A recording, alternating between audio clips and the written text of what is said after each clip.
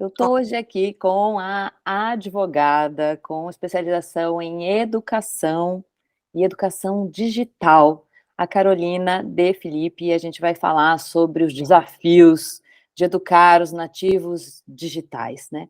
Tanto os pais, especialmente para os pais, também foco nas escolas, mas quais são esses desafios aí, porque ainda temos tantos riscos, né, com um uso inadequado do digital pelas crianças, pelos adolescentes. Carol, obrigada por estar aqui comigo, para a gente trocar sobre esse assunto tão urgente e importante para todas as pessoas. Muito obrigada, Carol, pela oportunidade, né? É muito importante que a gente fale cada vez mais sobre isso, porque eu acho que os perigos digitais só têm aumentado com o acesso das crianças e dos adolescentes, que cresce cada vez mais pelas oportunidades que eles têm, e depois da pandemia, acho que esses acessos só aumentaram também, né? Então, a gente precisa falar sobre isso, sem dúvida nenhuma. Sim, com a pandemia, o acesso à tecnologia foi antecipado no mínimo 5 anos, segundo especialistas em futurismo, aprendizagens de futuro aí que a gente conhece, estão na nossa rede de especialistas do Recanto, e a gente foi, foi tão rápido que isso tudo veio à tona, e que os pais ainda não perceberam, e nem as escolas, qual a importância de uma educação digital para as crianças. Então, assim, ó, a gente não pode mais só querer controlar tudo e ficar lutando ou fugindo do digital, que já faz parte das nossas vidas, e ainda mais da vida dos nossos filhos, que são nativos digitais. Né, Carol? Vamos falar sobre isso, ao invés de ficar controlando, lutando, fugindo, bloqueando o celular, tirando 2 meses do celular do filho, jogando o computador pela janela, que tem um caso de uns pais que jogaram o computador da criança pela janela. Né? Ao invés disso, como fazer? O que é mais importante? Não adianta, né? Nós chegamos num momento da nossa história, né, que achar que a gente pode controlar o acesso digital agora, de modo a impedi-los a ter acesso ao digital depois de uma determinada idade, né? Isso é uma ilusão, porque nós estamos num mundo conectado. Nós precisamos nos conectar para fazer parte da sociedade. Hoje, nós não conseguimos mais fazer determinadas coisas se não for de forma conectada. Então, hoje nós falamos até uma expressão, nós usamos uma expressão que é cidadania digital.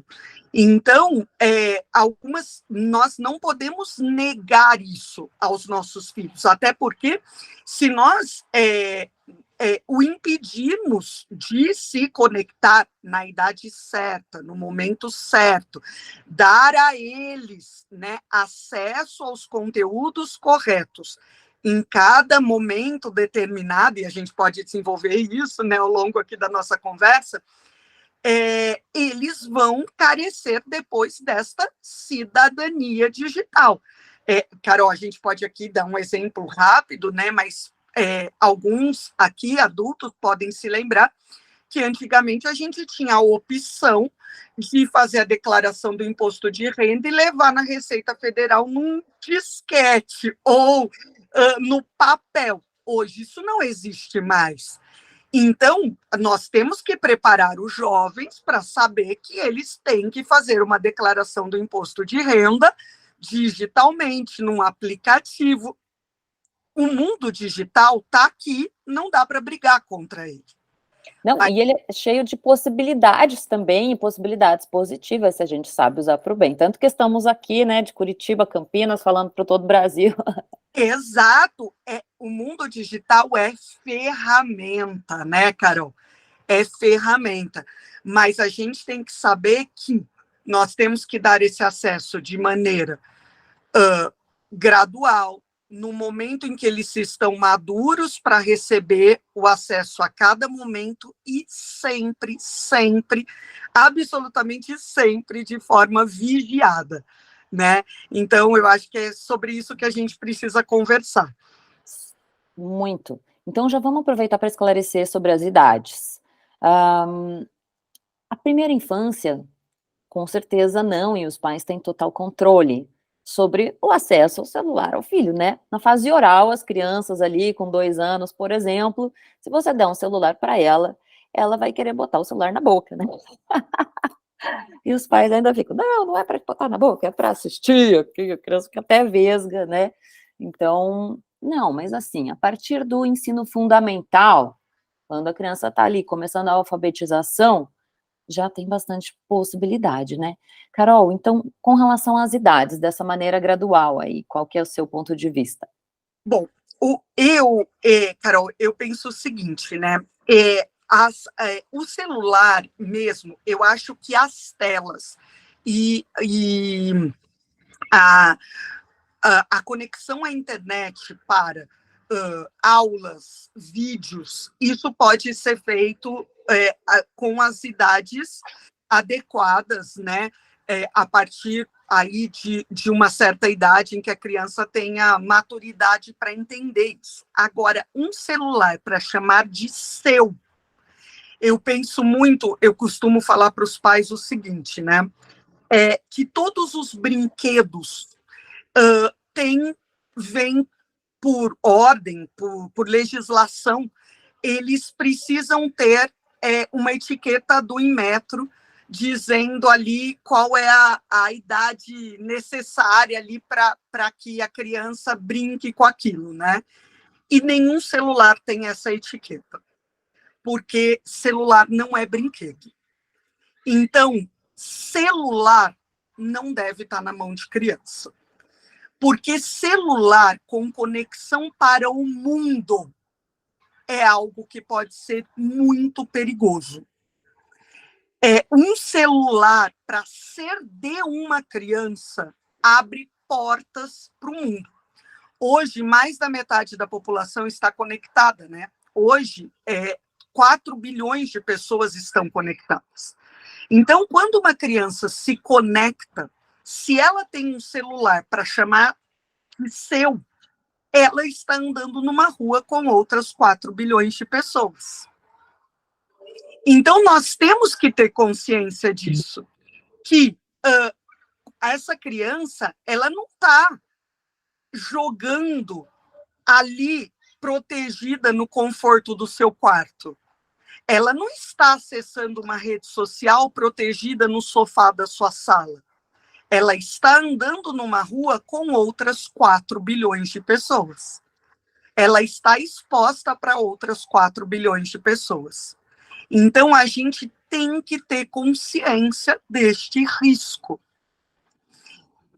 Algumas famílias, claro, vão dizer, mas eu preciso dessa comunicação, eu tenho uma situação peculiar, meu filho, somos pais separados, eu preciso ter essa comunicação com meu filho. Eu acho que cada família deve avaliar essas questões.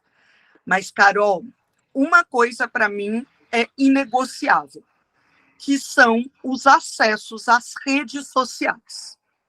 Porque todas as redes sociais têm contratos. Todas as redes sociais têm termos de uso. E os termos de uso de redes sociais têm idade para entrar nessas redes sociais. E ali, essas idades são objetivas. Então, há uma idade certa para você entrar numa rede social. Então, se a rede social diz que a idade certa para estar ali é determinada idade, é porque o conteúdo oferecido ali é para aquela idade. Se o seu filho, sua filha está ali com idade inferior, vai ser oferecido conteúdo para qual ele não está preparado. E a partir dali, aquilo se torna nocivo, aquilo se torna perigoso. Então, acho que a gente pode falar um pouco dessas idades das principais redes sociais, né? Por exemplo, TikTok, Instagram. Isso, né? Então, assim, TikTok, Instagram, Facebook, Snapchat, Discord, todas essas redes sociais, a idade mínima para entrar é 13 anos. E tem uma explicação clara. Por quê? Todas essas redes, com exceção do TikTok, são redes americanas.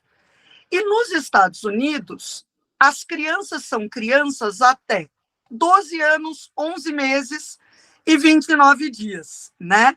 E se tornam adolescentes aos 13 anos, é o 13, né? Elas se tornam teens, né? Então, as redes sociais são redes para adolescentes.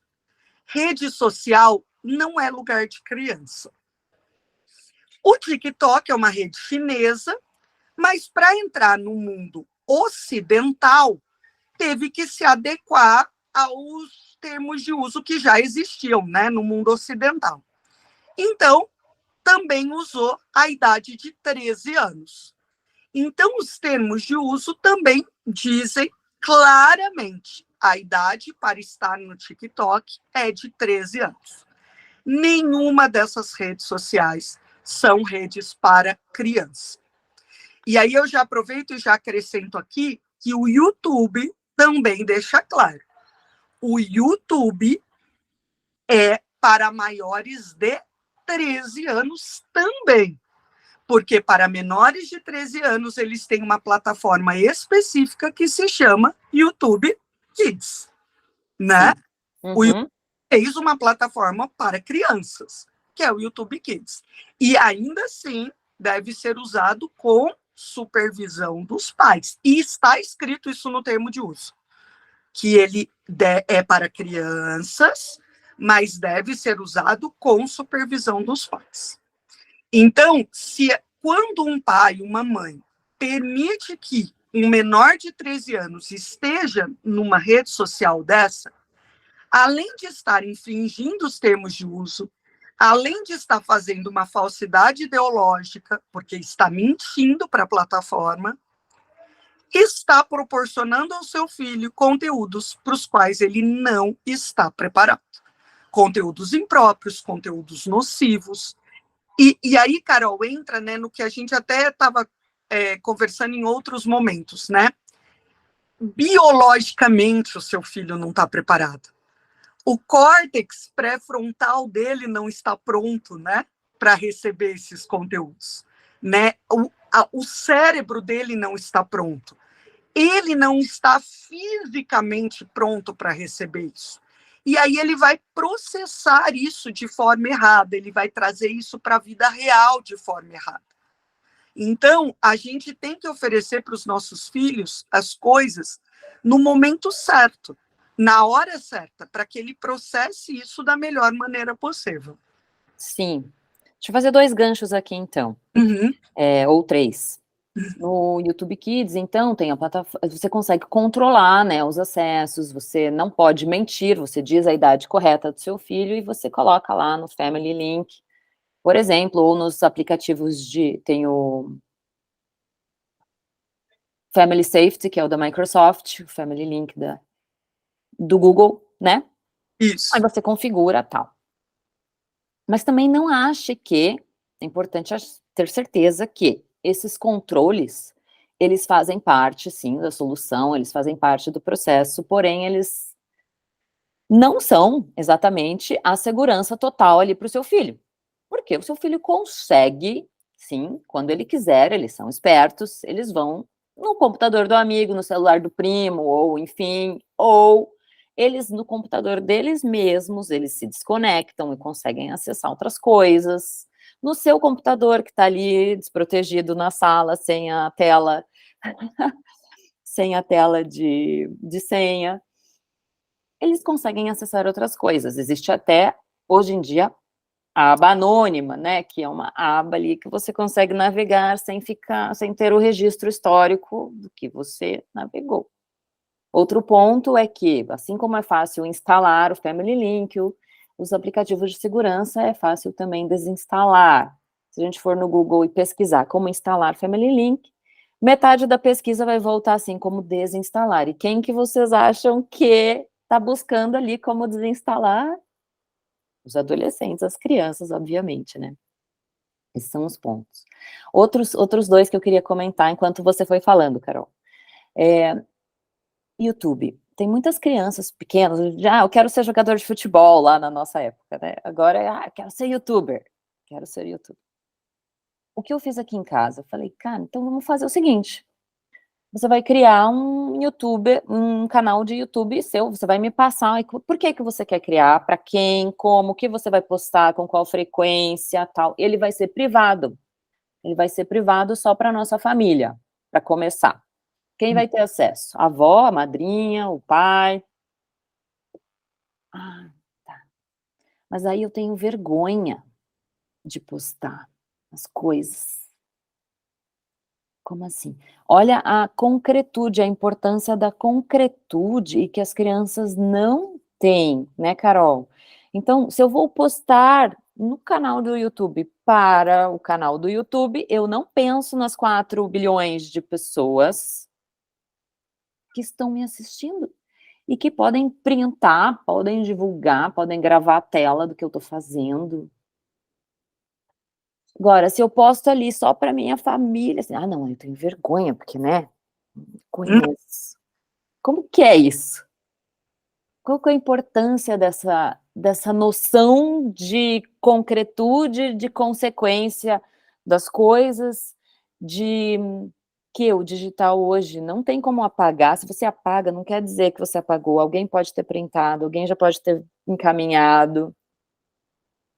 Como é que funciona isso? Como que a gente pode ajudar as crianças e os adolescentes nesse processo de concretude mesmo, do desenvolvimento da consciência digital, na sua opinião, Carol? Eu acho muito importante, assim, que a gente deixe muito claro para eles, Carol, mas muito claro para eles, que tudo tem consequência, né? Então, quanto mais abertos nós formos com eles em relação aos males do mundo, né? Que o mal existe, que as coisas acontecem, e que o mal está à espreita e que as coisas têm consequências graves, mais claro isso fica para eles e mais concreto isso fica para eles. Eu gosto de dizer o seguinte, né? Eu gosto de fazer aqui, me dê licença, né, para fazer a seguinte metáfora, né? Todo mundo conhece a história da Bela Adormecida, né? Uhum. A Aurora nasceu, ela recebeu uma maldição que dizia que se ela colocasse o dedo numa agulha de uma roca de fiar, ela e todo o reino, né, todo mundo dormiria por 100 anos. E sabendo disso, o que o rei e a rainha fizeram? Chegaram para ela e disseram, Aurora, você tem uma maldição, minha filha. Então, não se aproxime de uma roca de fiar. Então, veja, isso é uma roca de fiar. Foto de roca de fiar, vídeo de roca de fiar pequena, média, grande, roca de fiar de plástico, de vidro, de ferro. Foi isso que eles fizeram? Não. Eles mandaram sumir com todas as rocas do reino, né? O rei mandou sumir com todas as rocas do reino. Porque essa é uma ilusão que nós pais temos, né? A gente acha que pode blindar nossos filhos dos males do mundo. A gente acha que pode proteger nossos filhos dos males do mundo. Essa é uma ilusão e um desejo nosso.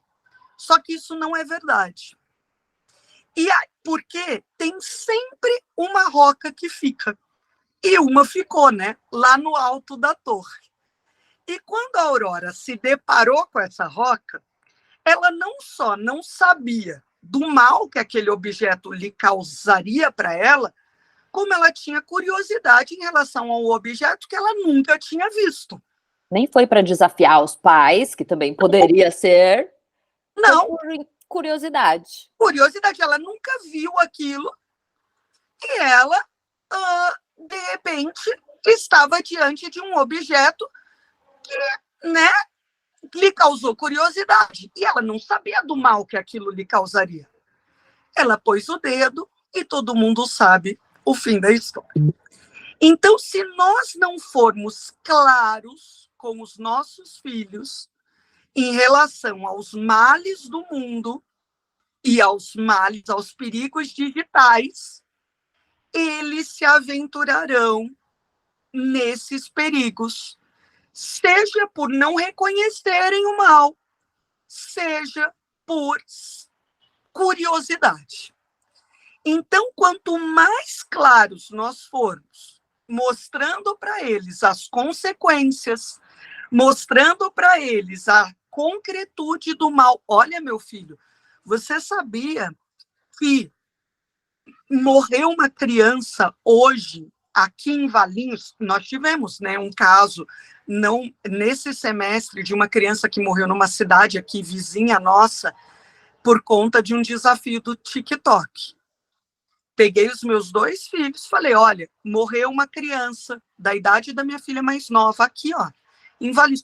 Ai, mamãe, credo, não fala disso. Falo, porque é por isso que você não pode ver TikTok.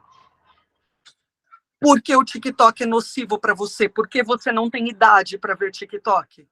Porque uma criança que não tinha maturidade para estar nesse lugar se encantou por falas que ela não tinha noção para entender e morreu. Então, a gente precisa falar sobre isso. Olha, um cliente da mamãe quase foi preso porque estava num grupo nazista no Discord. Ele ia para um reformatório, para lugar de meninos infratores. Ai, nossa, Com quantos anos?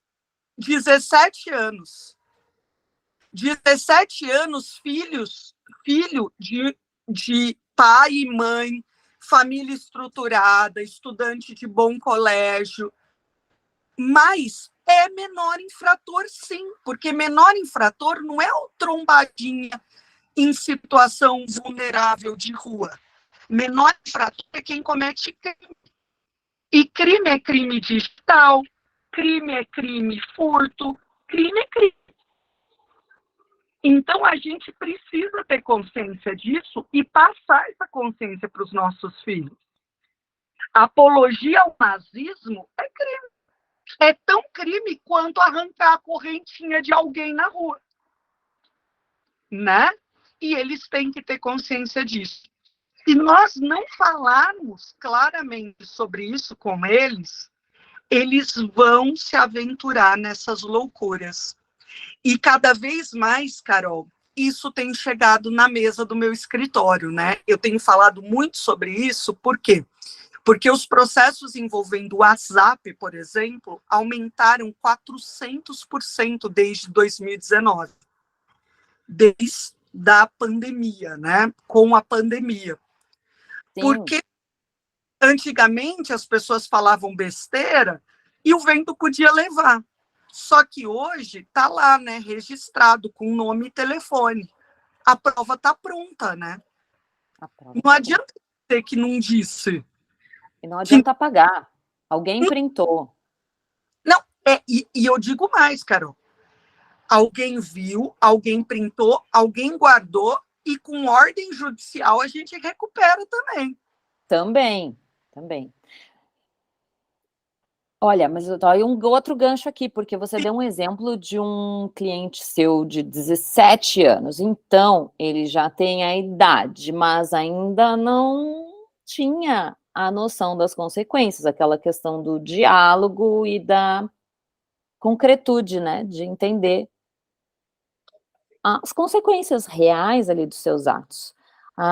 E no WhatsApp muito, tem no colégio. Minha filha tem 13 anos, estuda em um colégio que deixa levar o celular e que eu acho uma ótima e corajosa atitude desse colégio, porque eles nos apoiam também a ajudar as crianças ali a entender como usar o digital, porque a maioria das escolas e dos colégios fala que não pode, tá, mas daí só... Claro, os pais são os principais responsáveis pela educação das crianças, não são as escolas.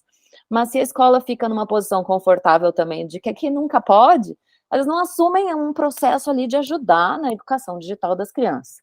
Ah, mas a minha escola tem educação digital. Ah, mas é para fazer uma apresentação de PowerPoint ou alguma coisa de programação. Mas a gente precisa dessa cidadania digital também nas escolas, né? E a cultura digital está na BNCC agora, então, a importância das escolas deixarem e ajudarem nesse processo de educação digital. Eu quero só aproveitar esse exemplo também e mostrar um livro, tá até aqui pertinho, peraí um pouquinho. Deixa eu indicar esse livro aqui para as crianças ali do 6º ano, por exemplo, 6º, 7º, 8º, 9º, ó, Além do Desafio. É muito bacana esse livro, é um desafio de internet que abala uma rotina lá na escola, porque um aluno do 8º ano foi parar no hospital em estado grave. É um desafio aqui, ó. Severino Rodrigues. É muito bom esse livro. Acho que as crianças já do 8º e do 9º já vão achar muito fácil essa leitura, mas enfim, para as crianças do 6º e do 7º ano aqui, ó, Além do Desafio, ou até do 5º, tem criança que gosta de ler, acho que vale muito a pena. Aí eu queria voltar para os 17 anos, então. Tá, então já tenho 13, já posso entrar na rede social. Então até 12 anos, 11 meses e 29 dias eu não podia. Fiz 13 anos, vou entrar em todas as redes sociais. O que vai acontecer se essa criança também não tiver tido um processo de autonomia, de pensamento crítico e tal, não tiver tido nenhum contato com nenhuma rede social, vai criar suas contas todas públicas, agora eu posso. Não, também não, né? Celular, quem que deu o celular para você? Quem que paga a mensalidade ou pré-pago do seu celular? Você mora onde, né? Você faz seus direitos, seus deveres antes dos seus deveres? Você sabe tomar banho sozinho? Você sabe fritar um ovo, usar fogo? Fogo também é uma ferramenta muito importante. Assim como o digital, o fogo deu um boom na evolução da espécie humana quando foi dominado. A gente está meio atrasado em dominar o celular, vamos dizer assim, em dominar o digital. A gente, às vezes, na maioria das vezes, a gente é dominado pelo digital ainda. E estou dizendo dos adultos também, e idosos, né? A gente cai ali na sedução dos algoritmos e era para estar 3 minutos no celular para responder uma mensagem e quando a gente vê, passou meia hora. Então, como que a gente vai ajudando ali as crianças com esse desenvolvimento, essa construção de autonomia para quando sim estiverem na idade de terem o celular para chamar de seu, tal, não se deslumbrarem e atuarem de forma insegura, imprudente, ingênua, né? E até antes de falar isso, né, Carol, eu queria até dizer uma coisa antes para dizer o seguinte, né? A gente tem que ficar atento que não é porque se tem 17 anos, ou 16, ou 15, não precisa de vigilância, né? Porque a gente pode cair também nessa ideia de que, nossa, mas 17 anos já é praticamente um homem feito, uma moça, né? Já grande, já é maduro, já está terminando o ensino médio, mas precisa de vigilância até por uma questão legal, porque os pais têm, em relação à criança e adolescente, nós estamos falando do 0 aos 17 anos, 11 meses e 29 dias, né? O dever de cuidado, proteção e vigilância. Então, os pais têm que cuidar, proteger e vigiar, porque respondem por tudo que os seus filhos menores fazem, estando eles sob sua guarda ou em sua companhia. Então, os pais têm que cuidar, proteger e vigiar. Não importa se tem 2 anos ou se tem 17. Tem que cuidar, proteger e vigiar. São menores de idade. E aqui eu estou falando só do ponto de vista legal. Mas quando a gente pensa do ponto de vista emocional, do ponto de vista de maturidade, eles ainda precisam desta vigilância, precisam desta orientação. Eles não estão prontos ainda. E pode. Falhei um pouquinho a tua internet, mas deu para... Desculpa. A minha tá boa. Então, tá. Tá. Eles precisam dessa vigilância, né, de todos os pontos de vista. Então, legalmente precisam, mas precisam emocionalmente, porque não estão prontos ainda, de qualquer maneira, né? Agora, é muito importante, voltando ao que você tinha comentado, que isso seja uma construção. Por quê? Porque essas crianças nasceram no mundo digital. Eles são nativos digitais. Eles estão, né? Eles não fazem diferença entre o real e o digital. Para eles, o mundo é digital. Então, eles esperam, né, estar o tempo todo num mundo conectado. Eles não sabem o que é um mundo desconectado. Então, eles precisam dessa educação digital o tempo todo, porque senão eles vão se expor desnecessariamente sem perceber que estão se expondo. Nós nos resguardamos um pouco, nós temos um pouco mais de receio, porque nós fizemos essa transição do mundo analógico para o mundo digital. Então, nós guardamos um pouquinho de medo, um pouquinho de receio ainda do mundo digital. Eles não têm esse medo, eles não têm esse receio. Então, se eles não tiverem essa educação digital desde sempre, eles se jogam, né?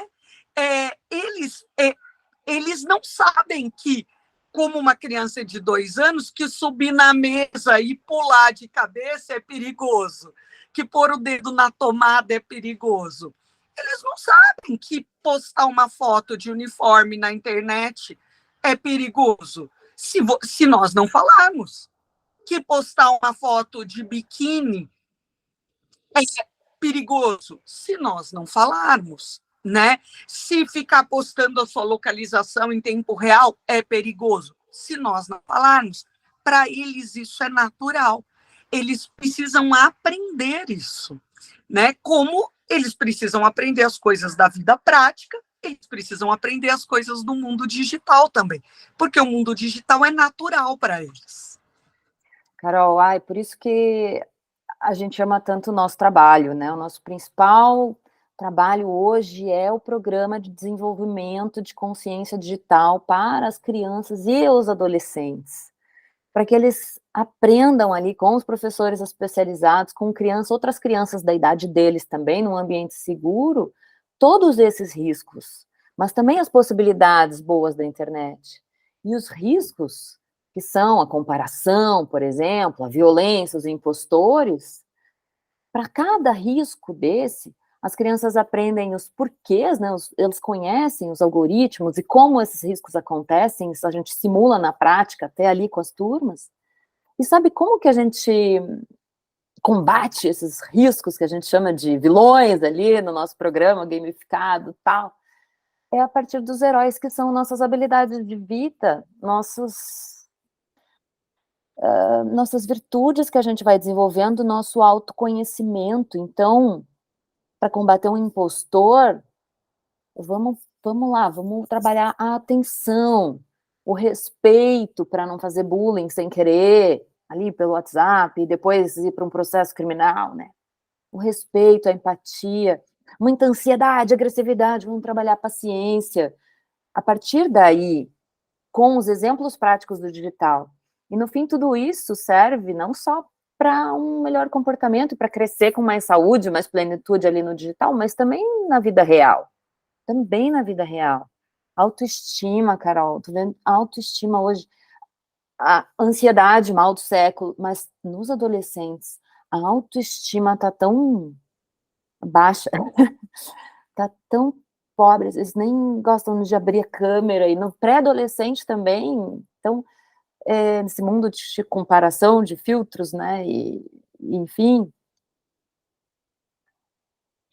E justamente a autoestima é um dos heróis, assim, que a gente mais trabalha com eles, sabe? Autoestima e atenção. Autoestima e atenção, e eles amam, amam. Porque senão também, chega lá, não vai para o Discord fazer parte de um grupo ali de apologia ao nazismo sem querer, mas mesmo que eu não vá, eu fico ali no TikTok ou no Instagram, e a minha autoestima vai indo para baixo, para baixo, para baixo, porque eu só vou vendo as coisas boas e lindas das outras pessoas. E para quê, né? Pra quê?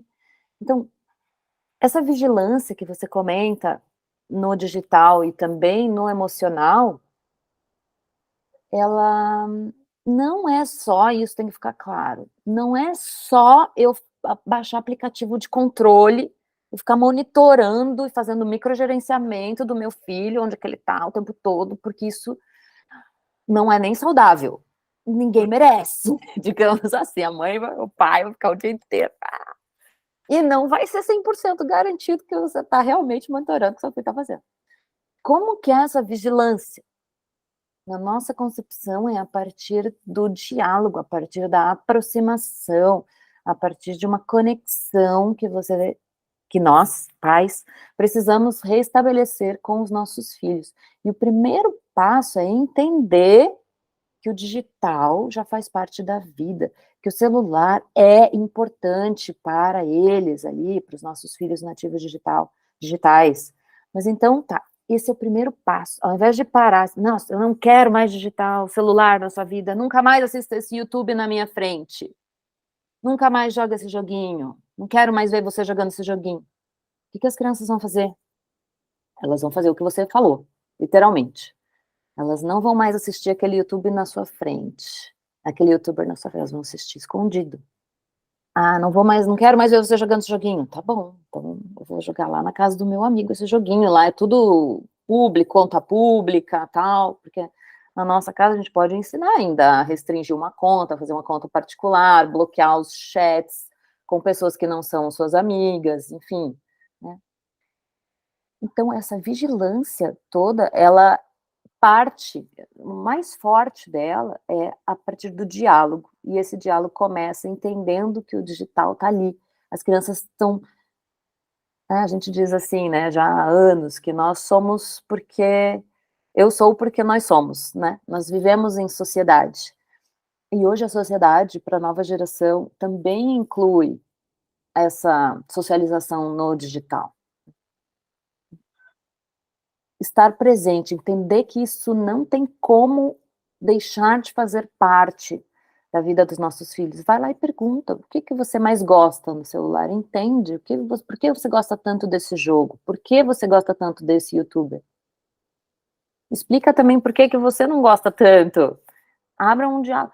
Pergunta, por que que é tão irresistível ficar no celular, na tua opinião? Não tem certo ou errado. Acontece comigo também, eu vou lá e vou me conectar para mandar um WhatsApp para você, ou para ver a previsão do tempo, daqui a pouco já passou meia hora. Por que, filho, filha, você acha que é tão irresistível ficar no celular? E começa em um diálogo. Como que a gente pode controlar melhor? Como que a gente pode usar de uma forma mais saudável para todos? Faz sentido, Carol?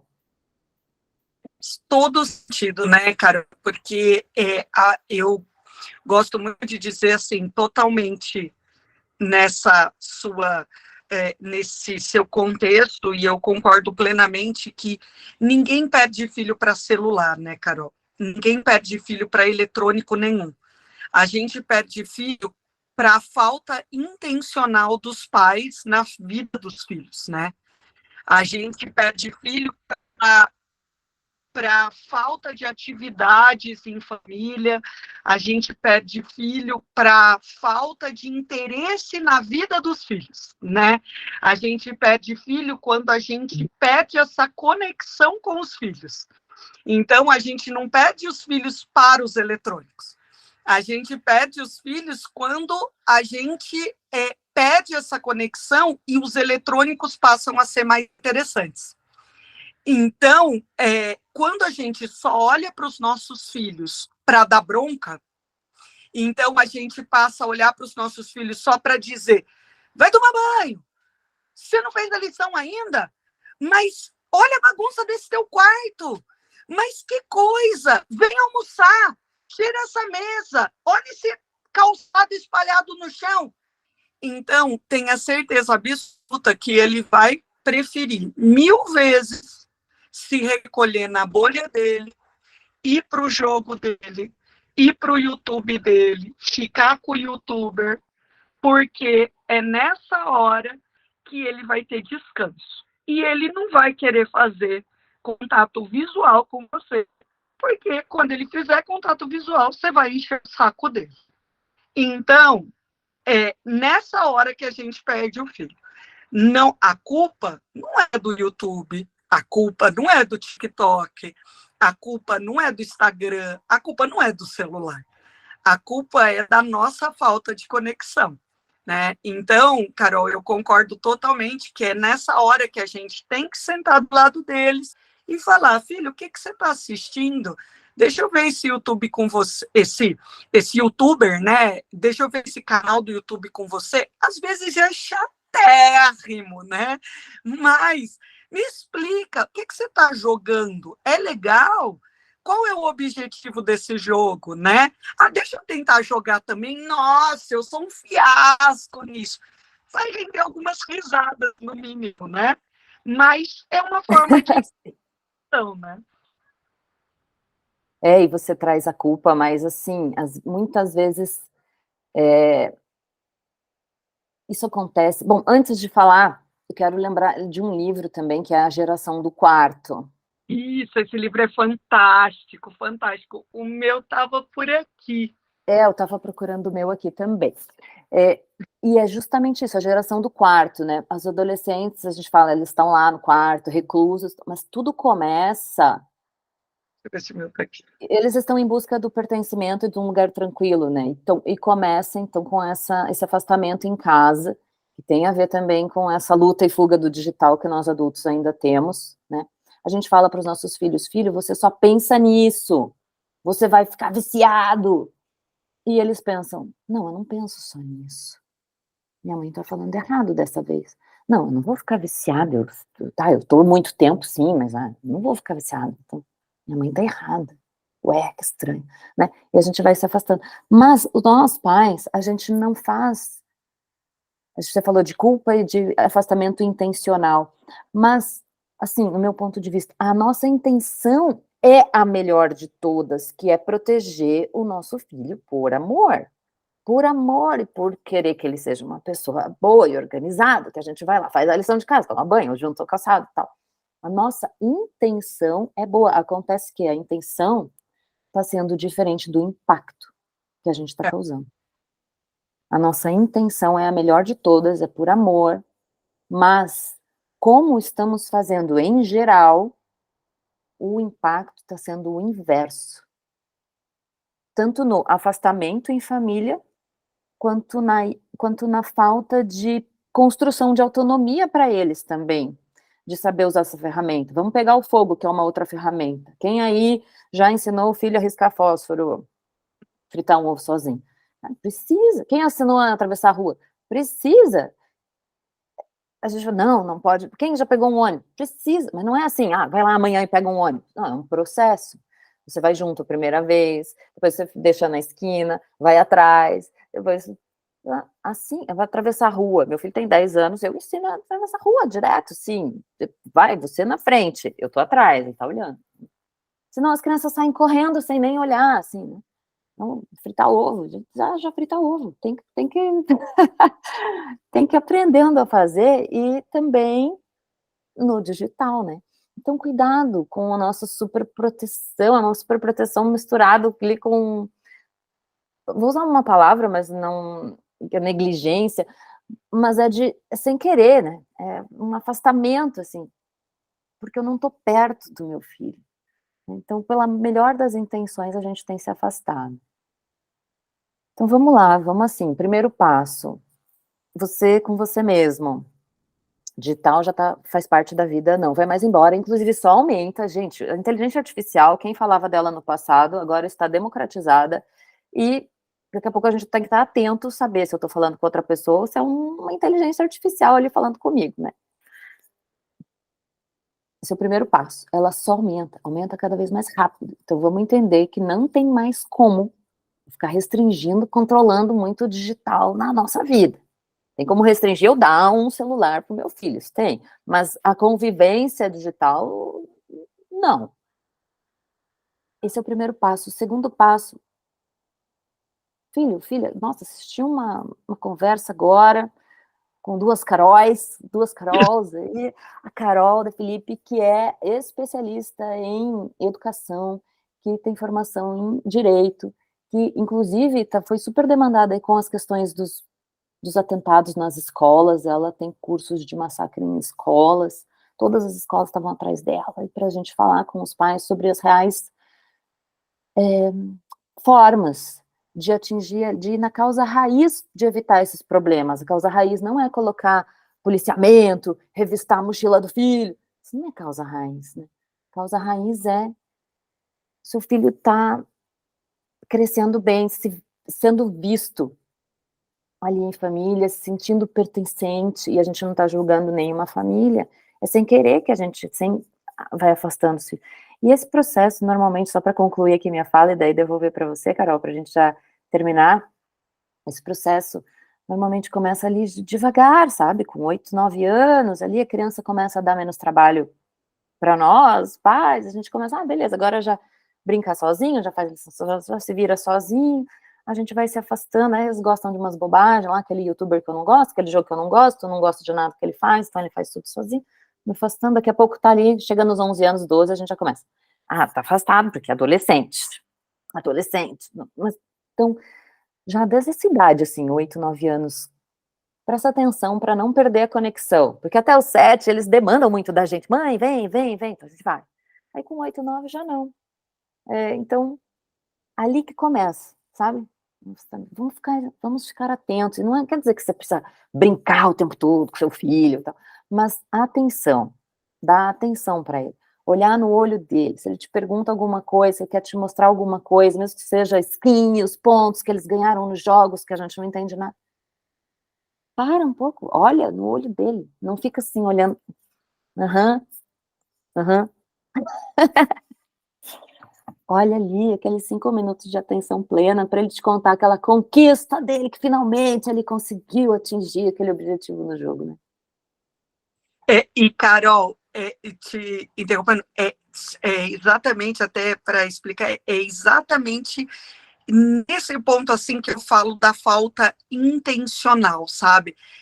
Dos pais, no sentido, assim, que a gente não desista, sabe? Quando eu falo de falta intencional, é no sentido, assim, de desistir, de dizer assim, esse menino não sai do quarto, deixa para lá. A gente não pode deixar para lá, né? A gente não pode dizer, eu chego cansado todo dia do trabalho, eu tenho que fazer o jantar, eu tenho que cuidar das coisas da casa, eu tenho outras coisas para fazer, então deixa aí vendo YouTube, deixa o outro no quarto, deixa. Não pode, a gente não pode, né? A gente não pode abrir mão disso, né? Porque eles são o que nós temos de mais precioso, eles são as nossas prioridades, né? Eu gosto de dizer, né, assim, eu tive a honra já de dividir o palco com o professor Cortella, nós já demos uma palestra juntos, e o professor Cortella... Uau! Uma honra, né? A gente uma palestra juntos num congresso de educação. E o professor Cortella, ele diz assim, prioridade não tem plural, né? Quem tem prioridades não tem prioridade.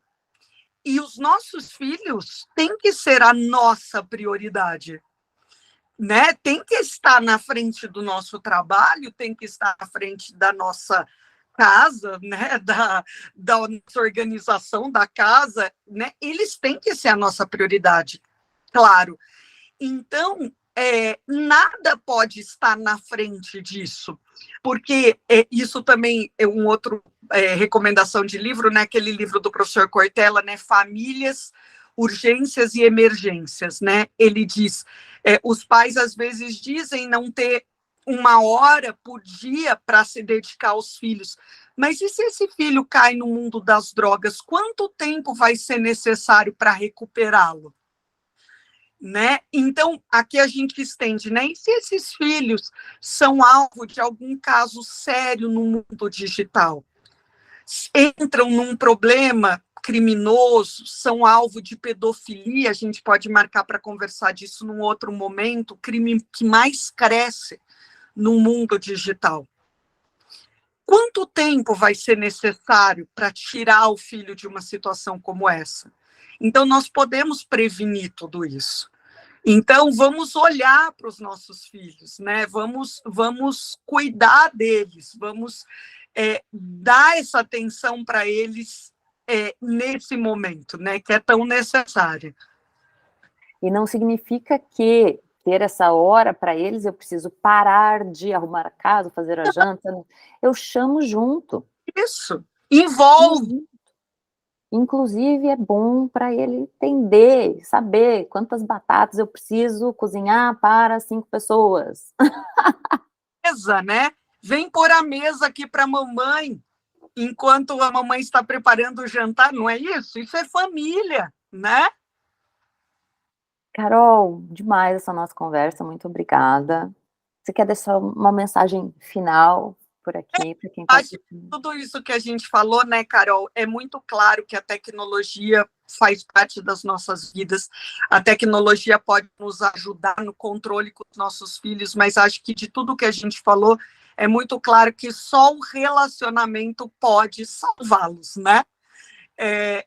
No fim, ainda pode passar gerações e gerações e gerações, mas é no relacionamento que nós vamos cuidar um dos outros.